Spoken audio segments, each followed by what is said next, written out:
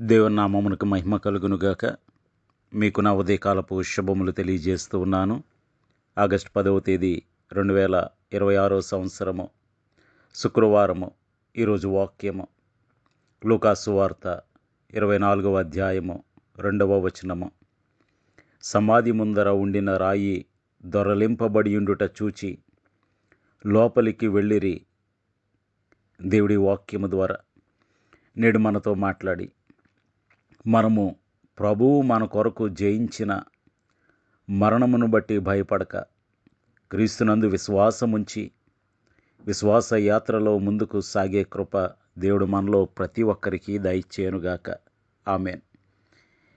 ఈ వచనాన్ని చదువుతూ ఉన్నప్పుడు ఆదివారమున తెల్లవారుచుండగా ప్రభువును ప్రేమించిన స్త్రీలు తాము సిద్ధపరిచిన సుగంధ ద్రవ్యములను తీసుకుని సమాధి యొద్దకు వస్తూ ఉన్నారు. అయితే వారు మార్గమధ్యంలో అనుకుంటూ ఉన్నారు, ఎంతో బలమైన బరువైన రాయి ఆ సమాధికి అడ్డుగా ఉంచబడి ఉన్నది కదా, మరి దానిని మన కొరకు ఎవరు తొలగిస్తారు అనుకుంటూ వస్తున్నారు. ఎన్నెన్నో జ్ఞాపకాలు వారి మదిలో మెదులుచూ ఉండగా, ఎన్నెంతో దుఃఖము వారి హృదయాన్ని కలిచివేస్తూ ఉండగా, ప్రభు యొక్క శరీరానికి ఆ సుగంధ ద్రవ్యములు పూయటానికి వారు వచ్చారు. అయితే ఎంతో ఆశ్చర్యంగా సమాధి ముందర ఉండిన రాయి దొర్లింపబడి ఉండుట వారు చూచారు. ప్రియ సహోదరుడా, సహోదరి, ఈరోజు మనము ధ్యానించబోయే మాట దొర్లింపబడిన రాయి. ఇందులో దైవికమైన జోక్యం మనకు కనిపిస్తూ ఉంది. దేవుని యొక్క గొప్ప ఉద్దేశం మనకు కనిపిస్తూ ఉంది. ఈ లూకాసు వార్త 24వ అధ్యాయము మానవ చరిత్ర గమనాన్ని మార్చిన ఆ క్షణాన్ని ఎంతో భద్రంగా రాసి పెట్టబడి ఉంది. ప్రియ సహోదరుడా, సహోదరి, ప్రభు అయిన యేసు సమాధి ముందర ఉంచబడిన రాయి దొర్లింపబడి ఉండటాన్ని ఆ స్త్రీలు కనుగొన్నారు. ఆ మొదటి ఈస్టర్ ఉదయం స్త్రీలు ఎంతో బాధతో దుఃఖముతో ఆయన సమాధి యొద్దకు సమీపించారు. కానీ యేసుక్రీస్తు ప్రభువారు సమాధి ముందు ఉంచబడిన రాయి దొర్లింపబడింది. చూడండి, ఆ రాయి దొర్లింపబడింది కదా. ఆ రాయి దొర్లింపబడింది యేసుక్రీస్తు ప్రభువారి కోసం కాదు, అది మన కోసం దొర్లింపబడింది. చూడండి, వాక్యంలో మనం చూసినట్లయితే యేసుక్రీస్తు ప్రభువారు ఆయన శిష్యులను కలుసుకోవటానికి ఆయన పునరుద్ధానమైన దినములోనే సాయంకాల సమయమున వారు తలుపులు మూసుకొని ఉండగా ప్రభు అయిన యేసు వచ్చి వారి మధ్యను నిలిచినట్లు వాక్యంలో మనం స్పష్టంగా చూడగలం. యోహాను సువార్త 20వ అధ్యాయం 19వ వచనం చూసినట్లయితే, ఆదివారము సాయంకాలమున శిష్యులు యూదులకు భయపడి తాము కూడియున్న ఇంటి తలుపులు మూసుకొని ఉండగా యేసు వచ్చి మధ్యను నిలిచి, మీకు సమాధానము కలుగునుగాక అని వారితో చెప్పెను. చూడండి, వాక్యం ఎంత స్పష్టంగా తెలియజేస్తూ ఉందో. ప్రభు అయిన యేసు సమాధి ముందు ఉంచబడిన రాయి దొర్లింపబడింది మన కొరకు, మన విశ్వాసములో బలపరచబడుట కొరకు. యేసు క్రీస్తు ప్రభువారికి అది అడ్డు కాదు, ఆటంకం కాదు. ప్రియ సహోదరుడా, సహోదరి, పునరుద్ధానం యొక్క అత్యంత లోతైన మర్మమైన గ్రహింపు ఏమిటి అంటే, సమాధిని విడిచి వెళ్ళటానికి యేసు క్రీస్తు ప్రభువారికి రాయి దొర్లింపబడవలసిన అవసరం లేదు. ఆయన పునరుద్ధాన శరీరంలో ఆయన ఎక్కడికైనా వెళ్ళగలరు. అయితే సాక్షులు లోపలికి వెళ్ళి చూడగలిగేలా ఆ రాయి దొర్లింపబడింది. మరణాన్ని జయించుటను ప్రజలంతా చూడటానికి ఆ సమాధి తెరవబడింది. ఈ లోకంలో మానవ చరిత్రలో ఏ సమాధిలోనికి వెళ్ళనంత కోటాను కోట్ల ప్రజలు తెరవబడిన ప్రభు సమాధిలోనికి వెళ్ళి ఇంకా ఆయనకు సాక్షులుగా ముందుకు సాగిపోతూ ఉన్నారు. ప్రియ సహోదరుడా, సహోదరి, మరణము ఆయనను బంధించియుండుట అసాధ్యము. పేతురు చేసిన మొట్టమొదటి ప్రసంగంలో ఈ మాట చెబుతూ ఉన్నాడు. ప్రియ సహోదరుడా, సహోదరి, రాయి తొలగింపబడినందున ఆ స్త్రీలు లోపలికి ప్రవేశించి ఆ దూతలు చెప్పినట్లుగా ఆయన ఇక్కడ లేడు, ఆయన లేచి ఉన్నాడు అని చెప్పటాన్ని వారు వినగలిగారు. ప్రియ సహోదరుడా, సహోదరి, చాలాసార్లు మన జీవితాలలో దేవుడు అడ్డంకులను తొలగించేది ఆయన మనలను దీవించటానికే. ఆయన ఎటువంటి ఆటంకాన్ని ఆయన తొలగించగలడు.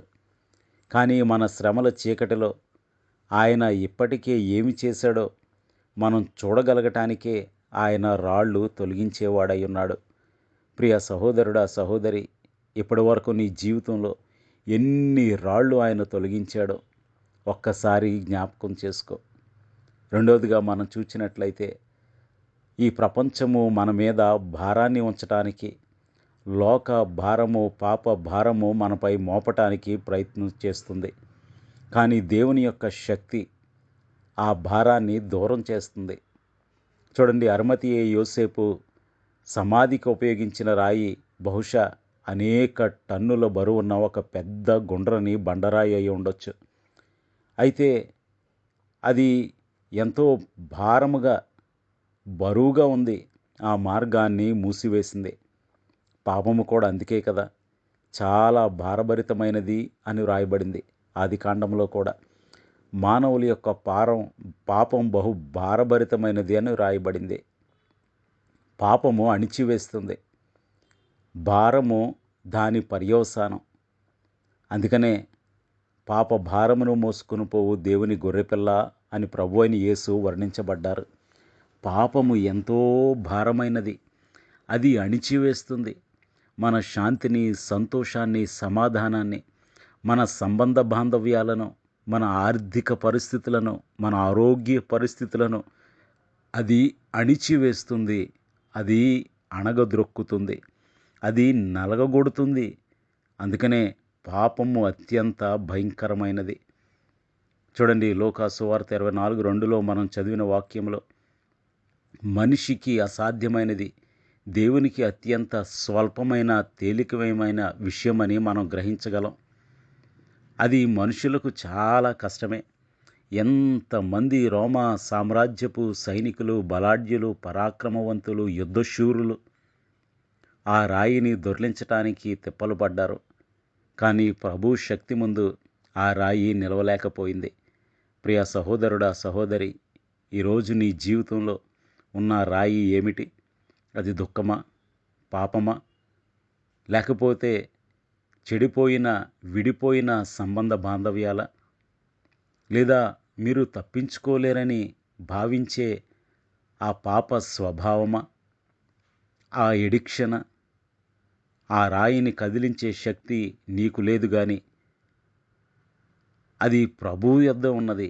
కాబట్టి ప్రభువును ఆశ్రయించినట్లయితే నీ జీవితంలో ఉన్న ఎటువంటి భారమైన, రాయైనా, జరపలేనిది, కదపలేనిది, అది ఆటంకమైనది, అడ్డుగా ఉన్నది ఏదైనా కానీ ప్రభువు దానిని తొలగించగలడు. ఇశ్రాయేలీయులు అనుకున్నారు, ముందు ఎర్ర సముద్రం ఉంది, వెనక ఫరో సైన్యం ఉంది, ఇక మేము ఎటూ పోలేము, కుడి ఎడమల అరణ్యముంది, ఇక ఈ సముద్రము మమ్ములను అడ్డుకుంది అనుకున్నారు. కానీ సముద్రంలో కూడా మార్గం ఏర్పరచగలిగిన వాడు మన దేవుడు. కాబట్టి ప్రియ సహోదరుడా, సహోదరి, నీ ముందున్నది ఏ ఆటంకమైనా ప్రభువుకు నీ జీవితాన్ని సమర్పిస్తే పునరుద్ధానుడైన ప్రభువు నీ మార్గాన్ని సరళం చేయగలడు. అందుకనే నేనే మార్గము అన్నారు ప్రభు. ఇప్పుడు పరలోకమునకు వెళ్ళటానికి మరణము ఆటంకమైంది కనుక మరణములో మార్గం ఏర్పరిచిన వాడు మన ప్రభు. మరణమే అంతము, ఫుల్ స్టాప్, ఇక అదే ముగింపు అనుకున్నారు లోకమంతా, మానవ జాతి అంతా. ప్రభు అయిన యేసును కూడా అక్కడికి పంపిస్తే ఇక అక్కడ ఆయన ఆగిపోతాడు అనుకున్నారు ప్రధాన యాజకులు, శాస్త్రులు, పరిసయ్యులు, రోమా సామ్రాజ్యము. కానీ ప్రభు అయిన యేసు అక్కడికి వెళితే ఆయన మార్గమయ్యున్నాడు గనక పరలోకమునకు మార్గమయ్యాడు. మరణంలో మార్గము ప్రభు అయిన యేసే. ప్రియ సహోదరుడా, సహోదరి, ఆ దినమున ఆ దుఃఖముతో నిండిన స్థలాన్ని దేవుడు సంతోషంగా మార్చాడు. క్రైస్తవ్యం అనేది మూసి ఉన్న తలుపు గల మతం కాదు. అది ఒక మార్గము, పరలోకమునకు మార్గము, మరణములో మార్గము. ప్రభువైన యేసు మనకు బోధించిన క్రైస్తవత్వము. అది తెరిచి ఉన్న సమాధి గల విశ్వాసము. అది మూసి ఉన్నది కాదు. అది లోపల ఏముందో తెలియనిది కాదు. ప్రపంచమంతా చూచునట్లు అది తెరవబడిన సమాధి. అయితే ప్రియ సహోదరుడా, సహోదరి, ఆ స్త్రీలు అత్యంత భయపడిన ప్రదేశంలోకి వారు ధైర్యంగా అడుగుపెట్టారు. మరి నీ జీవితంలో నీకు ఆటంకములుగా ఉన్న వాటిని ఆయన పక్కకు జరపగా ధైర్యముతో నీవు ప్రవేశించినట్లయితే, ధైర్యముతో ముందడుగు వేసినట్లయితే, ధైర్యముతో నీ పనులను నీవు కొనసాగించినట్లయితే గొప్ప అద్భుతాలను నీవు చూడగలవు. ఈరోజు ప్రియ సహోదరుడా, సహోదరి, నీ కొరకు మార్గము తెరవబడింది. మరి ఆ స్త్రీలు ప్రవేశించినట్లు నీవు ఆయనలోనికి, ఆయన పునరుద్ధాన బలములోనికి, ఆయన పరిశుద్ధాత్మ శక్తికి నిన్ను నీవు అప్పగించుకుంటావా? ప్రార్థన చేసుకుందాం. సర్వోన్నతుడును సర్వశక్తివంతుడు అయిన మా ప్రియ పరలోకపు తండ్రి, జీవం గల దేవ, దొర్లింపబడిన రాయి ద్వారా మాతో మాట్లాడారు. ప్రభువా, అది దొర్లింపబడింది మీ కొరకు కాదు కానీ మా కొరకే అని, అది అనేక మందికి సాక్ష్యమిచ్చుటకని. ప్రభువా, ఆ రాయిని ఎవరూ కూడా పక్కకు జరపలేరు, కానీ నీ శక్తి ముందు అది అత్యంత స్వల్పమైన విషయమని, మా జీవితాలలో ఉన్న ప్రతి ఆటంకమును నీవు తొలగించగలవని.